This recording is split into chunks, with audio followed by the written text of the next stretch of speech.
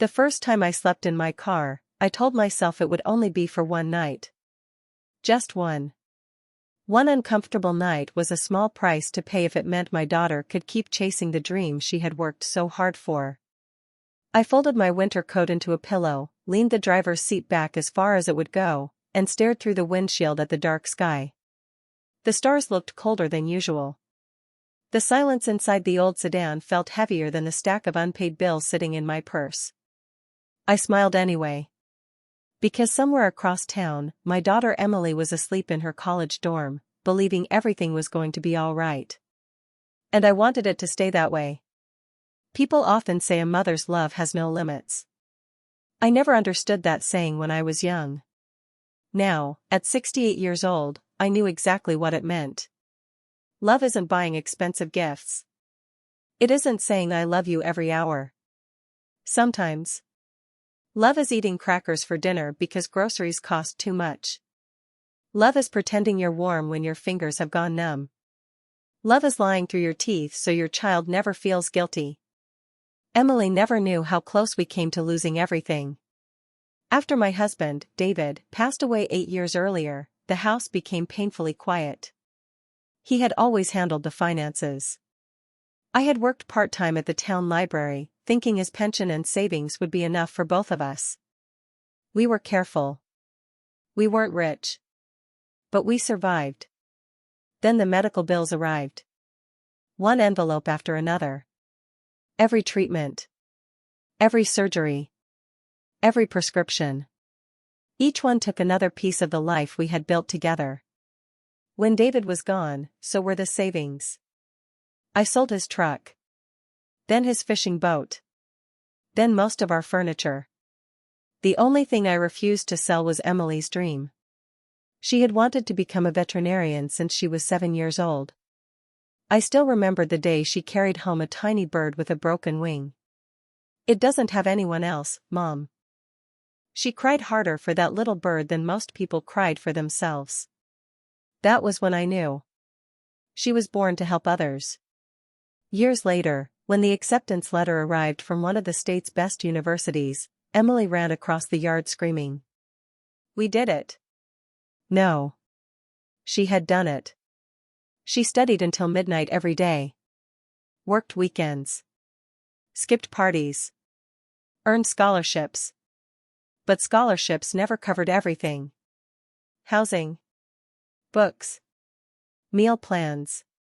Lab fees. Every semester there seemed to be another unexpected expense. Every semester I found another way. Until there were no ways left. The landlord knocked on my apartment door exactly 3 days before Emily's second year began. "Margaret," he said gently. "I've given you as much time as I can." His eyes were kind. His voice wasn't angry.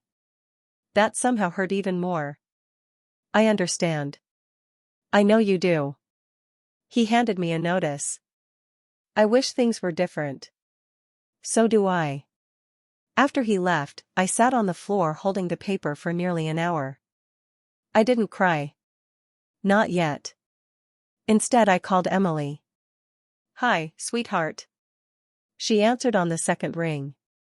"Mom. Guess what? My professor asked if I'd like to assist in the animal clinic this semester." I could hear the excitement dancing through her voice. "That's wonderful." "I know. It'll look amazing on my resume." "It certainly will." She paused. "Mom, are you okay?" I looked around the nearly empty apartment. The cracked walls. The boxes I hadn't unpacked because I knew I couldn't stay. "I'm perfect." "You sound tired." "I've been reading too many mystery novels at work." She laughed. "You always blame the mystery novels. They're dangerous. You know, one day I'm going to steal every one of them. You'll have to catch me first." She laughed again. That laugh. It sounded exactly like it had when she was 5 years old. I closed my eyes. "I love you, sweetheart." "I love you too, Mom." After we hung up, I finally cried. Not because I was losing my home. Because I had lied to her. The next morning I packed everything that mattered into 3 boxes. Photographs. David's wedding ring. Emily's childhood drawings. A faded birthday card she made when she was 6. It read, "My mommy is my hero." The letters leaned in every direction. Half the words were misspelled. It was the most beautiful thing I owned. A neighbor saw me loading the car. Moving? Just downsizing. You need help? I've got it. You sure? I nodded. If she knew I had nowhere to go, she would insist I stay with her. Then someone would tell Emily. Then Emily would come home. Then college would end. No. That could never happen. The first night in the car was miserable. Every sound felt enormous. Rain tapping against the roof. Cars passing nearby. People laughing somewhere across the parking lot. I parked behind a 24-hour grocery store because there were always lights. Lights made me feel safer. Sleep never really came.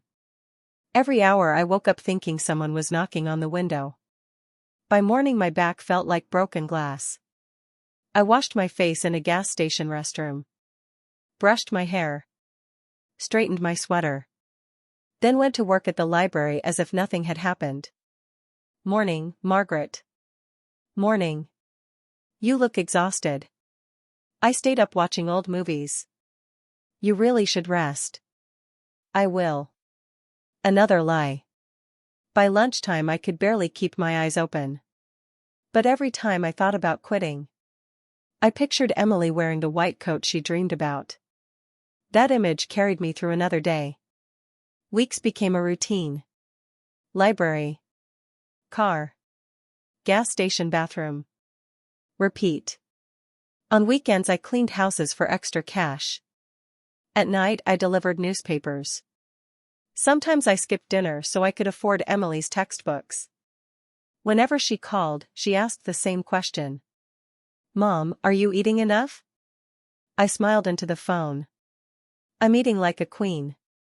Meanwhile, my dinner was peanut butter spread on stale bread. One evening Emily surprised me. Mom, can we video chat? My heart nearly stopped. My camera isn't working. It isn't? It froze yesterday. Oh. I'll get a new one soon. Another lie. The truth was simple. I couldn't let her see the inside of my car. Winter arrived earlier than expected. The cold crept through every crack in the old sedan. Some mornings I woke to frost covering the inside of the windshield. I kept blankets in the trunk. 3 sweaters. 2 pairs of socks. It was never enough. One icy evening I sat hugging a paper cup of coffee that had long gone cold. Across the parking lot, I noticed a young father lifting his sleeping daughter out of a shopping cart. She wrapped her tiny arms around his neck without opening her eyes. Trust. Complete trust. I smiled despite the ache in my chest. Children never see the sacrifices while they're growing up. They only see love. Maybe that's enough. Maybe that's exactly how it should be. A few days before Christmas, Emily called again. Mom? Hello, sweetheart. I can't come home this year. My heart sank. Oh? I volunteered at the animal shelter. You always did have a soft heart. I learned that from you. Those words nearly broke me. I'll miss you. I'll miss you too. There was a long silence. Then she whispered. Mom, thank you. For what? For never making me feel like my dreams were too expensive. I couldn't speak. If I opened my mouth, she would hear the tears. So I simply smiled through them. Merry Christmas, sweetheart. Merry Christmas, Mom. That night, I looked around the cramped interior of my car. A blanket. A pillow. A half-empty bottle of water. A photograph of Emily taped to the dashboard. I touched the picture gently. Worth every single night. The wind howled outside. Snow began to fall. I pulled the blanket tighter around my shoulders, never imagining that before winter was over, someone would discover the truth I had spent months trying so desperately to hide. Snow covered the parking lot before dawn. When I opened my eyes, my breath drifted through the air like tiny white clouds. The heater had stopped sometime during the night. The old car had finally given up. I turned the key once. Nothing. Twice. Only a weak clicking sound answered me. I rested my forehead against the steering wheel and let out a slow sigh. Not today, I whispered. Please, not today. I still had to get to the library. Rent for Emily's spring semester was due in 2 weeks. The university had already sent the bill to my mailbox, well, the mailbox I no longer really had. I couldn't be late. Not now. Wrapping David's old scarf around my neck, I stepped into the bitter cold and began walking. Nearly 4 miles. Each step stung. By the time I reached the library, my fingers were numb and my shoes were soaked. My coworker, Helen, frowned the moment she saw me. Margaret, where's your car? Oh, it needed a little rest. Helen chuckled. Cars don't usually ask for vacations. This one has earned it. She laughed softly, but her smile faded. You're shivering. I'm fine. You don't look fine. I just forgot my heavier coat. She stared at me for another moment. You know, if you ever need anything. I interrupted with the same gentle smile I always wore. I know. Because if she asked one more question, everything would come spilling out. And I couldn't let that happen. That afternoon, my phone rang. Emily. I answered before the second ring. Hi, sweetheart. Mom. Her voice bubbled with excitement. I have incredible news. I can't wait to hear it. I've been selected for a research internship this summer. For a second, I forgot about the freezing weather. Forgot about my aching feet. Forgot about everything except her happiness. Oh, Emily. I know. Only 3 students were chosen. I always knew you could do it. I wish Dad were here. I looked toward the library window. Snowflakes drifted lazily outside. So do I. He'd be proud.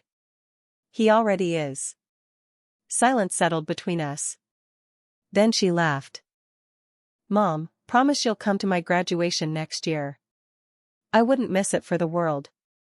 Little did she know. I wasn't even sure where I would sleep that night. That evening, the temperature dropped below freezing. Without the car heater, staying inside was impossible. I found a small 24-hour diner. Bought the cheapest cup of coffee they sold. $3. I hated spending it. $3 could buy noodles. Or a loaf of bread. But the waitress didn't rush me. She simply smiled every time she walked by. Hours passed. Finally, she approached my table. You waiting for someone? I smiled. No. She looked toward the frosted windows. Your ride running late? My ride. I hesitated. Is outside. Her expression softened. She understood. She didn't ask another question. Instead, she returned a minute later carrying a bowl of hot soup. I didn't order this. I know. There must be some mistake. No mistake. I can't afford. It's already paid for. By who? She smiled. A mother. I looked around the diner. Near the corner sat a woman holding the hand of a little boy. She gave me the smallest nod. Nothing more. I couldn't stop the tears. That bowl of soup wasn't just food. It reminded me that kindness still existed. Weeks slipped by. The internship paperwork. More tuition payments. More lies. Every phone call with Emily ended the same way. Don't work too hard, Mom. I won't. Take care of yourself. I always do. Neither of us believed those words. She thought I worked too much. I knew I barely slept. One rainy afternoon, Helen walked into the staff room carrying a folded newspaper. Margaret. Yes? I found something. She pointed to an advertisement. A small apartment. Low rent. Utilities included. It's perfect. I smiled. It is. So call. I can't. Why? Because every dollar I saved had already been promised to Emily's education. Because a roof over my head meant another loan for her. Because I had already made my choice. I'll figure something out. Helen reached across the table and squeezed my hand. You spend your whole life taking care of everyone else. I smiled again. Old habits. Old lies. Spring finally arrived. The trees began turning green. The nights became warmer. Sleeping in the car wasn't quite as painful anymore. One afternoon, while organizing returned books, the library director called my name. Margaret? Yes? There's someone here asking for you. My heart skipped. Had Emily come home? No. She had classes. I walked toward the front desk. A young man stood there wearing a university jacket. Mrs. Thompson? Yes. I'm Professor Carter's assistant. My stomach tightened. Is Emily all right? Oh, yes. Relief washed over me. She asked us to invite you to an awards ceremony next month. Awards? She doesn't know. Know what? She's receiving the university's highest honor for compassion and academic excellence. My eyes filled instantly. She deserves it. We've never met a student quite like her. He smiled. She says everything she knows about kindness came from her mother. After he left, I sat alone among the books. I cried quietly between the shelves where no one could see me. All those nights. All those sacrifices. Somehow, they had become part of the woman she was becoming. The day of the ceremony arrived. I borrowed a blue dress from Helen. You look beautiful, she said. I look borrowed. She laughed. So does the dress. For the first time in months. I laughed too. The university auditorium was filled with proud families. Fathers adjusting ties. Mothers holding bouquets. Grandparents wiping tears before the ceremony even began. I quietly slipped into the last row. No one noticed me. That was fine. Emily walked onto the stage wearing a navy blazer. She looked confident. Strong. Nothing like the little girl who once rescued injured birds. Professor Carter stepped to the microphone. Today's recipient has shown exceptional intelligence. The audience applauded. But more importantly, extraordinary compassion. Emily accepted the award. Then the professor smiled. We've asked each recipient to say a few words. Emily unfolded a small piece of paper. I wasn't planning to cry today. The audience laughed. She smiled. Everything I've achieved belongs to one person. I lowered my eyes. Please don't. She continued. My mother. The room became silent. My dad passed away when I was young. Her voice trembled. My mom somehow kept everything together. I felt tears gathering again. She never missed paying my tuition. She smiled through watery eyes. Whenever I worried about money, she'd laugh and say, "Don't worry about me. I'm eating like a queen." People chuckled. I couldn't. Because I remembered those nights. Peanut butter. Stale bread. Water. Emily looked toward the audience. I don't know how she did it. Neither did anyone else. Then something unexpected happened. A woman stood up from the front row. The waitress from the diner. She wasn't alone. Beside her stood Helen. And behind them, Several people from the library. Even my old landlord. Helen slowly turned toward the audience. I think, she said softly. It's time she knows. Confused murmurs spread across the auditorium. The waitress walked onto the stage carrying a small photo. My husband found this in our parking lot months ago. Emily took it. It was a picture of her as a little girl. The same picture I had taped to my dashboard. Her smile faded. I don't understand. Helen stepped forward. Emily. Her voice cracked. Your mother hasn't had a home for almost a year. Emily blinked. No. She slept in her car. No. So you could stay here? No. The paper slipped from Emily's hands. She looked across the auditorium. Her eyes searched every row desperately. Then they found me. Time stopped. She climbed off the stage without another word. People moved aside. She ran the entire length of the auditorium. Mom. Before I could stand. She threw her arms around me. Her whole body shook with sobs. You lied to me. I had to. You slept in your car? I couldn't let you quit school. She pulled back just enough to look at me. Her face was soaked with tears. Do you know what I would have done if I'd known? I do. I would have come home. Exactly. She covered her mouth, trying to stop crying.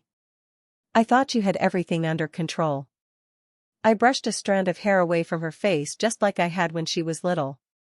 My job was never to make life easy. I smiled through tears. My job was to make sure you had a chance. She held my hands so tightly they almost hurt. I don't want success that costs you everything. I shook my head gently. It didn't cost me everything. What do you mean? I looked at the award still resting on the stage. It gave me you. The audience rose to its feet. Not because of the award. Not because of the speech. But because they had just witnessed the quiet strength of a mother whose greatest sacrifice had never been meant to be seen. Months later, Emily graduated at the top of her class. She accepted a position as a veterinarian in the same town where I had spent countless nights in that old car. With her very first paycheck, she didn't buy herself a new phone or celebrate with an expensive trip. Instead, she handed me a small set of keys. I looked at them, confused. Emily, what are these? She smiled through tears. Home, Mom. I couldn't speak. She wrapped her arms around me once more. This time. She whispered. You're the one coming home.